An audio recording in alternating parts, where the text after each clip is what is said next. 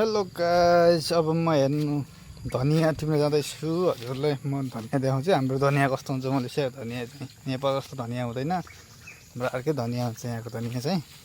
यो खालको धनिया हामीले रोपेका छौँ यहीँ, आफै रोपेको हामीले। त्यो धनिया टिपेको देखाउँछु ल हजुरलाई गाइस।